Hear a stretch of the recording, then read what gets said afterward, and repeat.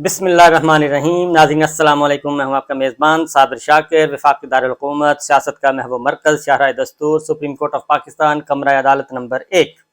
उसको फतह करने की कोशिश की जा रही है और बहुत ज़ोरदार किस्म के हमले किए जा रहे हैं, लेकिन अभी तक कमरा अदालत नंबर 1 फतह नहीं किया जा सका। और वहाँ पे चीफ जस्टिस ऑफ पाकिस्तान जनाब उमर अता बंदयाल साहब अपने साथी जजों के साथ मौजूद विराजमान और अपने आइनी फ़राइज़ अदा कर रहे हैं, क्योंकि उनको कहा गया, बहुत कुछ कहा गया। पिछले व्लॉग 3-4 सुन लीजिएगा, आपको बहुत अच्छी तरह अंदाज़ा हो जाएगा। कहीं उनको कहा गया कि हम आपको सैक कर देंगे, कहीं आप कहा गया कि हम आपको बरतरफ कर देंगे, फिर कहा गया इफ्तिखार चौधरी बना देंगे, फिर कहा गया सज्जाद अली शाह बना देंगे, पता नहीं क्या क्या कहा गया। लेकिन वो डंके की चोट पर कायम रहे। फिर ऑफर्स भी की गई कि जनाब हम आपको पुरकशिश पैकेज भी दे सकते हैं, आपको पुरकशिश ओहदा भी दे सकते हैं, आपकी रिटायरमेंट के बाद मेहरबानी फरमाइए और हम पे ज़रा थोड़ा सा हमारे साथ ताउन करें और जो एक चल रहा है सिस्टम उसके साथ साथ चलिए। लेकिन उमर अता बंदयाल साहब इस वक्त तक डटे हुए हैं और वो आइन की जिम्मेदारियां अदा करने के लिए बेचैन हैं और तमाम तर दबाव प्रेशर कबूल कर रहे हैं। दूसरी जानिब इस तरफ भी आता हूँ कि रात भर क्या क्या होता रहा और कहाँ कहाँ से टेलीफोन आए, किस किस को आए, और सूबे से बैनुस्सूबाई मदद तलब की गई, दूसरे सूबों से मदद तलब कर ली गई और रिश्तेदारों से, अजीज़ों से जितने भी हैं। जैसे बिल्कुल आपको याद करवा दूं कि जस्टिस आसिफ सईद खोसा साहब जब केस सुन रहे थे और मामला पीक पे पहुंचा तो उस वक्त के वज़ीर आज़म जनाब नवाज शरीफ साहब ने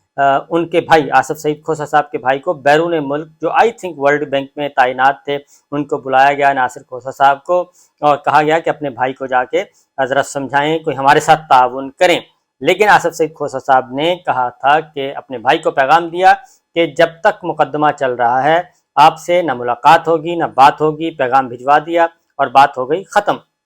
अभी भी यह सिलसिला जारी और सारी है। कोयटा से बहुत मदद ली जा रही है, कोयटा से बराह रास्त मदद ली जा रही है और टेलीफोन कॉल्स करवाए जा रहे हैं कि जनाब मेहरबानी फरमाएं और ज़रा थोड़ा सा हिम्मत करें और थोड़ा सा आगे बढ़ें। इस तरह की बातें की जा रही हैं। लेकिन बहरहाल मामला आज जुमातुल मुबारक है, ये बात ध्यान में रखिएगा। आज जुमातुल मुबारक है और पाकिस्तान के लिए जुमातुल मुबारक बहुत नेक शगुन साबित हुआ है पिछले कई सालों से, और ख़ास तौर पे सुप्रीम कोर्ट से तो बहुत ही अच्छे फैसले आए जुमातुल मुबारक को। बहरहाल ये एक खेल है, आइनी जंग है, और उसमें अगर मेरिट पे जाएं तो कोई एक मामूली कानूनदान भी, मामूल का तालिब इल्म भी, जो तालिब इल्म है कानून का, आइन का मामूली तालिब इल्म,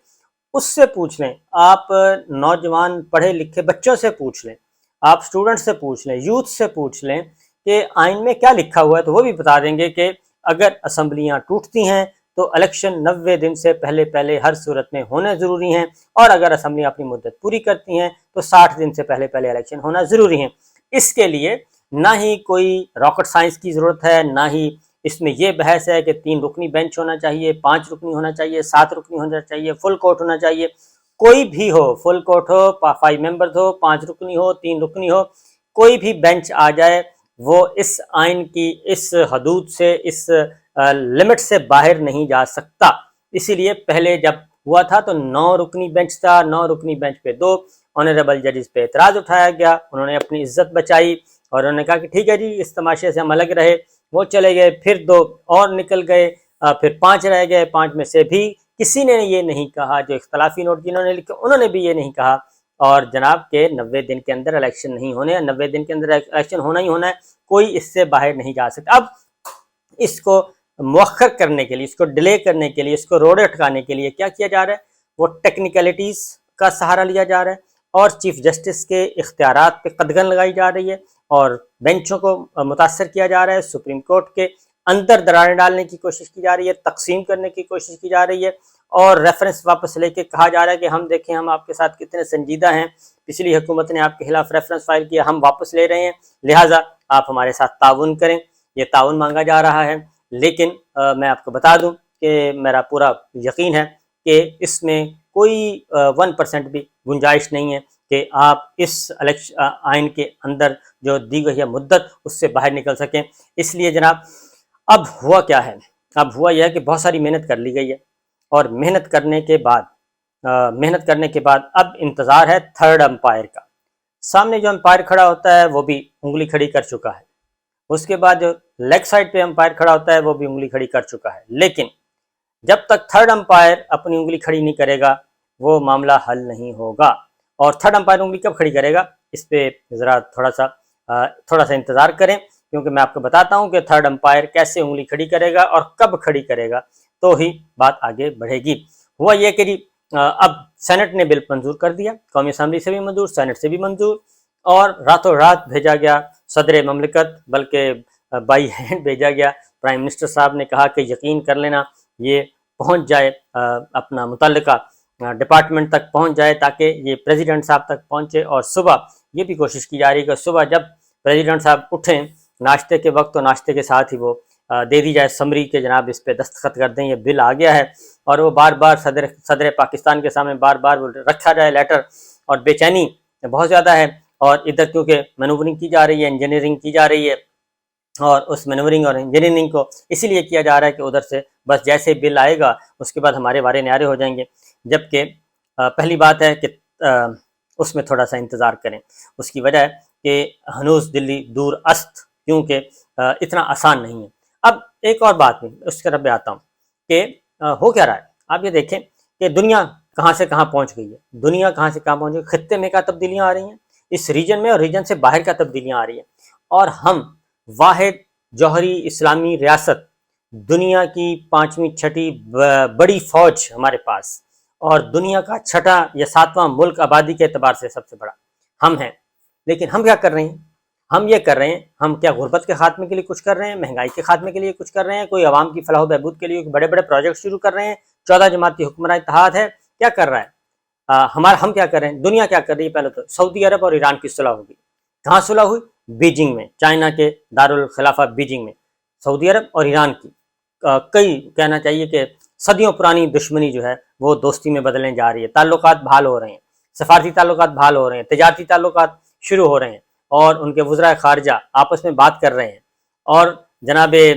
کراؤن پرنس اور ایران کی سپریم قیادت آپس میں ایک دوسرے کو خیر سگالی کے پیغامات بھیج، سعودی عرب اور شام کے درمیان صلح ہو گئی ہے، سفارتی تعلقات بحال ہو رہے ہیں، سفارت خانے دوبارہ کھل رہے ہیں،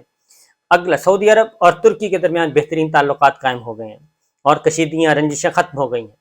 اور سعودی عرب شنگھائی تعاون تنظیم کا ممبر بن گیا ہے اور اس میں شریک ہو رہا ہے۔ یہ تو ہے یہ ہے دنیا، یہ ہمارے ارد گرد جو کچھ ہو رہا ہے، تو دنیا تو اتنی بدل رہی ہے، اور ہم کیا کر رہے ہیں؟ ہم اس وقت سب سے ہماری 14 جماعتی حکمراں اتحاد کا سب سے بڑا کام کیا ہے کہ سپریم کورٹ کو توڑیں، سپریم کورٹ کو مینیج کریں، اور یہ فیصلہ نہ ہونے دیں، ہم الیکشن نہیں ہونے دیں گے، اور سب سے بڑی ترجیح کیا ہے 14 جماعتی حکمراں اتحاد کی؟ جو جوہری طاقت کے یہ امین ہیں، ان کی کیا ہے جی، عمران خان صاحب پہ دہشت گردی کے مقدمات درج کر دیں، اقدام قتل کے مقدمات درج کر دیں، سینکڑوں نہیں ہزاروں کارکنوں کو اٹھا لیں، سوشل میڈیا ایکٹیوسٹ کو اٹھا لیں، اظہر مشونی صاحب کا کوئی پتہ نہیں، باقیوں کا کوئی پتہ نہیں، اٹھائے جا رہے ہیں لوگ، اور رانا صاحب کہتے ہیں وہ ہمارے پاس ہے ہی نہیں۔ اب یہ ساری چیزیں ہو رہی ہیں تو دنیا بدل رہی ہے، اور ہمارے حکمران 14 جماعتی حکمراں اتحاد کیا کر رہی ہے؟ مفت آٹا تقسیم کر کے جانیں لے رہی ہے، اور اس مفت آٹا تقسیم کر کے ووٹ حاصل کرنا چاہتی ہے، لوگوں کی توجہ حاصل کرنا چاہتی ہے، لیکن وہ لوگ کیا کہتے ہیں؟ وہ کہتے ہیں آٹا تو ہم لے رہے ہیں لیکن ہم نے ووٹ ان کو نہیں دینا۔ اس کی وجہ ہے کہ ہمیں انہوں نے ذلیل بہت کیا ہے، یہ عام آدمی کی آواز ہے کہ ہمیں یہ ذلیل کر رہے ہیں، پچھلے 1 سال سے ہمیں انہوں نے ذلت اور رسوائی کی آخری گڑھے میں انہوں نے ڈال دیا ہے، اور کئی جانیں اب تک ضائع ہو چکی ہیں اس مفت آٹا سکیم میں اور مفت آٹا تقسیم کرنے کے چکر میں۔ تو نہ ہی انسانی وقار کا خیال رکھا جا رہا ہے، نہ ہی انسان کی جان و مال کا خیال رکھا جا رہا ہے، اور یہ کچھ ہو رہا ہے۔ تو لوگ آٹا بھی لے رہے ہیں اور ساتھ بتا بھی رہے ہیں کہ ہم نے ووٹ ان کو نہیں دینا، ووٹ ہم دیں گے عمران خان کو۔ تو یہی وہ چیز ہے جو کہ مسائل پیدا کر رہی ہے۔ مریم صاحبہ بہت خوش ہیں، اور خوشی سے وہ پھولے نہیں سما رہی، بات بھی صحیح ہے ان کی، کیونکہ انہوں نے بہت بڑا ایک آسان سا کام تھا وہ انہوں نے گھمایا ہوا ہے، اور وہ بالکل ان کو خوش ہونا چاہیے، لیکن میں نہیں سمجھتا کہ ان کی خوشی جو ہے یہ شاید پائیدار ہو، کیونکہ یہ بڑا کلیئر ہے، آئین سے نہیں ٹکرا سکتے آپ، جمہوریت سے نہیں ٹکرا سکتے آپ، اور سسٹم سے نہیں ٹکرا سکتے۔ یہ بات آپ کو بتا دوں، یہ 1997 نہیں ہے کہ آپ فتح کریں، 99 بھی نہیں ہے، آپ نے 99 میں 97 میں تو آپ فتح کرنے میں کامیاب ہو گئے تھے سپریم کورٹ کو، لیکن 99 میں آپ نے جی ایچ کو فتح کرنے کی کوشش کی، ہار گئے، اور اس کے نتیجے میں آپ کو جیل جانا پڑا اور یہ ساری جو صعوبتیں وہ برداشت کرنا پڑیں۔ اکتوبر 99 ہو گیا، اس کے بعد بھی آپ کچھ فتح نہیں کر سکے، اداروں کو فتح نہیں کر سکے کم از کم، اور رہی صحیح کیسا آپ کے عوام کے دل بھی نہیں جیت سکے۔ بہرحال ایک اور کام کیا جا رہا ہے جو بہت ہی خطرناک کام ہے، اور وہ یہ ہے کہ جو انتہائی خطرناک، وہ ہے چیف جسٹس آف پاکستان سے استعفیٰ مانگا جا رہا ہے، ان کو سیک کرنے کی دھمکیاں دی جا رہی ہیں، اور یہ مینیج کیا جا رہا ہے چیزوں کو، اور اس فیصلے کو مؤخر کرنے کے لیے ہر حربہ استعمال کیا جا رہا ہے۔ دوسری جانب یہ کیا جا رہا ہے کہ آرمی چیف کے خلاف ان کے خلاف کمپین، ان کے خلاف ٹرینڈ چلایا جا رہا ہے، ان کی ٹرولنگ کی جا رہی ہے، اور یہ ٹرولنگ آپ کو میں پورے وثوق سے کہتا ہوں کہ یہ عمران خان یا پاکستان تحریک انصاف نہیں کر رہی۔ ان کے فیک اکاؤنٹس، نام پی ٹی آئی کا، نشان بلے کا، عمران خان صاحب کی تصویریں، لیکن یہ نہیں کر رہے، کیونکہ اس وقت پی ٹی آئی جو ہے اس کو کیا فائدہ ہے، کتنے نفروں کا ثواب ہے، اور اصل اسٹریٹجی کیا ہے؟ اصل اسٹریٹجی یہ ہے کہ آرمی چیف کو تنقید کا نشانہ بناؤ، اور وہ پی ٹی آئی کے شکل میں کرواؤ، اور اس طریقے سے ادھر سے یہ کام کرو جوڈیشری والا، سپریم کورٹ کا فتح کرنے کی کوشش کرو، ادھر سے آرمی چیف کی ٹرولنگ کرواؤ، اور الزام کس پہ جائے گا؟ عمران خان صاحب پہ جائے گا، اور وہ غصے میں آ کے کچھ نہ کچھ بولیں گے، اور جب وہ بولیں گے تو بس ان کا کام ہو جائے گا، ہمارا مسئلہ حل ہو جائے گا، آرمی چیف اور عمران خان صاحب آپس میں ٹکرائیں گے، پی ٹی آئی اور فوج ٹکرائے گی، اور یہی ہماری پلاننگ ہے، یہی اسٹریٹجی ہے، ہماری اسٹریٹجی کامیاب۔ اس لیے مریم صاحبہ بہت خوش ہیں، اور خاص طور پہ ان کا پورا گروپ بہت خوش ہے کہ وہ ایک بہت بڑے اچیومنٹ کی طرف بڑھ رہے ہیں۔ اب آتے ہیں بل چلا گیا ہے صدر مملکت کے پاس، اور صدر مملکت اس وقت ہیں تھرڈ امپائر، اور انہوں نے دستخط کرنے ہیں، اور جب تک وہ دستخط نہیں کریں گے یہ بل جو ہے وہ قانون نہیں بن سکے گا، یہ بل ہی رہے گا، اور اس کا وجود کوئی نہیں ہوگا، اس کا وجود ایک بل کی حیثیت رہے گی، قانون نہیں ہوگا۔ اس لیے اب صدر مملکت کے پاس ہے پورے 14 دن اس پہ غور و خوض کر سکتے ہیں، اور اگر 14 دن کے بعد وہ واپس نہ بھیجیں اور دستخط بھی نہ کریں، اٹ مینس کہ اپرووڈ، یہ قانون بن گیا۔ لیکن اگر وہ 14 دن سے پہلے یہ بل واپس بھیج دیں گے کہ آزاد عدلیہ کے منافی ہے، اور یہ ٹائمنگز کے اعتبار سے غلط کام ہے، یہ بدنیتی پر مبنی ہے، اور یہ اس سے مسائل پیدا ہوں گے کیونکہ وکلا میدان میں آ چکے ہیں، اور اس کا مقصد کچھ ذاتی شخصیات کو فائدہ پہنچانا ہے، لہذا صدر مملکت اس کو ریویو کے لیے بھیج سکتے ہیں، اور اگر صدر مملکت نے ریویو کے لیے بھیج دیا تو پھر مزید 3-4 دن تو کم از کم درکار ہیں، کم از کم 3-4 دن درکار ہوں گے اس کے بعد، لہذا یہ صدر مملکت اگر چاہیں تو پورے 21 دن تک یہ بل جو ہے وہ پینڈنگ ہو سکتا ہے، اور یہ قانون نہیں بن سکتا۔ اب صدر مملکت کیا چاہیں گے؟ صدر مملکت جائزہ لیں گے اور اس کے بعد آگے بڑھیں گے، اور اس دوران سپریم کورٹ آف پاکستان سے فیصلہ آ جائے گا۔ اور ایک اور بات بتا دوں کہ سپریم کورٹ آف پاکستان کے اس مقدمے پہ یہ بل جو ہے یہ اثر انداز نہیں ہوگا، اس کی وجہ ہے کہ یہ بل ہے 184(3) سے متعلق، سو موٹو نوٹس سے متعلق، سو موٹو کا اختیار سے متعلق، تو جو مقدمہ چل رہا ہے یہ سو موٹو کا نہیں ہے، یہ باقاعدہ پیٹیشن فائل ہوئی، اور وہ پیٹیشن کو ٹیک اپ کیا گیا، اور یہ ایک پیٹیشن آئی ہے، اور اس درخواستوں پہ سماعت ہو رہی ہے، لہذا سو موٹو نہیں ہے۔ اس کے بعد ہے بینچوں کی تشکیل بھی اس امینڈمنٹ کا حصہ نہیں ہے، بینچوں کی تشکیل آلریڈی طے شدہ ہے، اور اسی لیے ابھی یہ معاملہ اس طریقے سے کرنے کی کوشش کی گئی، خراب کرنے کی کوشش کی گئی، لیکن نہیں ہو سکی۔ اب اس میں آپ کو بتاتا ہوں کہ یہ جس فیصلے کو بنیاد بنا کے جسٹس محمد امین الدین الگ ہوئے ہیں، جو اختلافی نوٹ ہے وہ میں آپ کو بتا دیتا ہوں، کیونکہ آج کل اختلافی نوٹ کے بہت زیادہ وہ کہتے ہیں اختلافی نوٹ ہی اصل فیصلہ ہے، تو لہٰذا یہی بات ہے، تو پھر ہم بھی اس میں آپ کو پڑھ کر سنا دیتے ہیں۔ تو یہ ہے جی جسٹس قاضی اختلافی نوٹ ہے جسٹس شاہد وحید صاحب کا، وہ کہتے ہیں کہ جسٹس شاہد وحید خان نے 5 صفحوں پہ مشتمل پورا اختلافی نوٹ لکھا، ڈیٹیل اختلافی نوٹ ہے۔ وہ فرماتے ہیں کہ جسٹس قاضی فائز عیسیٰ اور جسٹس امین الدین کے فیصلے سے میں اتفاق نہیں کرتا، از خود نوٹس میں وہ باتیں زیر بحث لائی گئیں جو کہیں کیس کا حصہ ہی نہیں تھیں۔ از خود نوٹس یہ لے ہی نہیں سکتے، پہلی بات تو یہ ہے، کوئی بھی بینچ نہیں لے سکتا، بڑا کلیئر ہے۔ اور اس لیے نوٹ لکھ سکتے ہیں، نوٹ بھیج سکتے ہیں چیف جسٹس آف پاکستان کو۔ اچھا جی، وہ کہتے ہیں کہ از خود نوٹس میں وہ باتیں زیر بحث لائی گئیں جو کیس کا حصہ ہی نہیں تھے۔ 20% اضافی نمبر دینے کے معاملے پر اٹارنی جنرل اور پی ایم ڈی سی جواب جمع کرائیں، یہ انہوں نے کہا ہے۔ اور پیمرا نوٹس کے معاملے پر بینچ کے ایک سینئر جج کے کلارک نے دستاویز بینچ کو دیے، یہ بھی انہوں نے کہا کہ کلرک نے ایک پیمرا نوٹس کے معاملے پر بینچ کے ایک سینئر جج کے کلرک نے دستاویز بینچ کو دیے۔ پیمرا کی جانب سے اس کیس میں کوئی نمائندگی بھی نہیں تھی،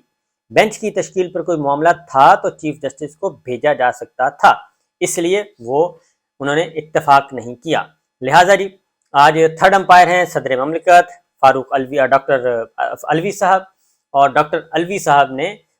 سائن کرنے ہیں۔ اگر سائن کریں گے تو اس کا مطلب ہے انگلی کھڑی اور آؤٹ، بل قانون بن جائے گا، اور اگر وہ انگلی کھڑی نہیں کریں گے، دستخط نہیں کریں گے، اس کا مطلب ہے انہوں نے انگلی کھڑی نہیں کی، اور انگلی کھڑی نہیں ہوتی تو اس کا مطلب ہے کہ وہ بل واپس جائے گا۔ تو یہ ہے تھرڈ امپائر کا فیصلہ، اس کا انتظار کیجئے، اور اس کے علاوہ بھی بہت کچھ ڈیولپمنٹس چل رہی ہیں، وہ انشاءاللہ اگلے ولاگ میں۔ اجازت دیجیے، اللہ حافظ۔